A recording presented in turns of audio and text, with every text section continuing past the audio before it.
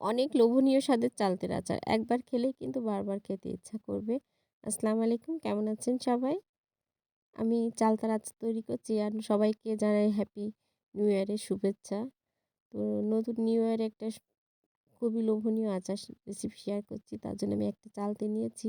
চালতেটাকে ছোট, ছোট করে কেটে একটু লবণ, হলুদ দিয়ে সিদ্ধ করে নিতে হবে। খুব বেশি সিদ্ধ করার দরকার নেই। এর ফাঁকে আমি একটু মসলা করে নিচ্ছি। দিয়েছি ২ চামচের মতো ধনে, ১ চামচের মতো জিরা, মৌরি কিছুটা, আর দিয়ে দেবো শুকনা মরিচ আর পাঁচফোড়ন দিয়ে একটু ভালো করে নেড়েচেড়ে নিতে হবে। খুব বেশি ভাজার দরকার নাই।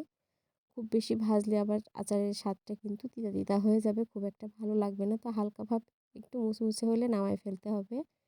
নামায় রেখে দিলাম ঠান্ডা করার জন্য। আর এই ফাঁকে চলে আসলাম, দেখেন আমার চালতাগুলো কিন্তু সিদ্ধ হয়ে গিয়েছে। খুব বেশি সিদ্ধ করার দরকার নাই। বেশি সিদ্ধ করলে খুব একটা ভালো লাগে না খেতে। হালকা সিদ্ধ করতে হবে যেন কষটা চলে যায় সেরকম করে। তো ঠিক সেভাবেই আমার করা হয়েছে। শক্ত, শক্ত আছে।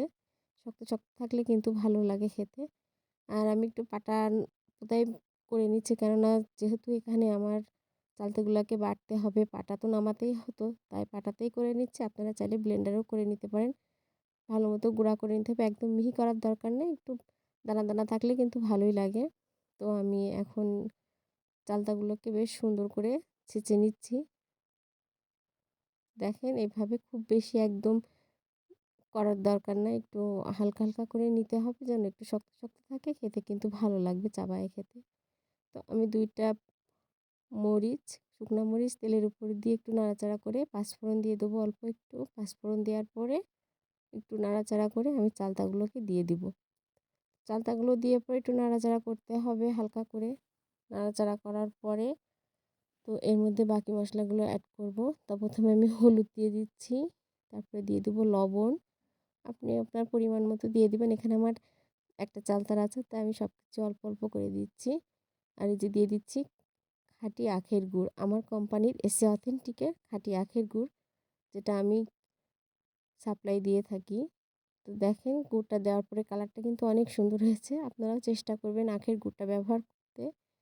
আখের গুঁড়া ব্যবহার করলে কিন্তু খুবই ভালো স্বাদ হয়। আর আরেকটু স্বাদের জন্য দিয়ে দিলাম সাদা তিল। সাদা তিলটা যখন দাঁতের নিচে পড়ে আমার তো খুবই ভালো লাগে। আর তিলে প্রচুর পরিমাণে ক্যালসিয়াম থাকে, যার কারণে আমি ম্যাক্সিমাম খাবারে একটু তিল দিই। তো দেখেন এভাবে আস্তে, আস্তে নাড়তে, নাড়তে কিন্তু আচারটা প্রায় রেডি হয়ে গিয়েছে। আর শেষের দিকে আমি যে মশলাটা গুঁড়া করলাম ১ চা চামচ মশলা দিয়ে দিলাম।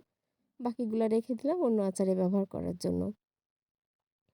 তো অনেক চমৎকার এবং লোভনীয় স্বাদের একটা আচার কিন্তু তৈরি হয়ে গেল।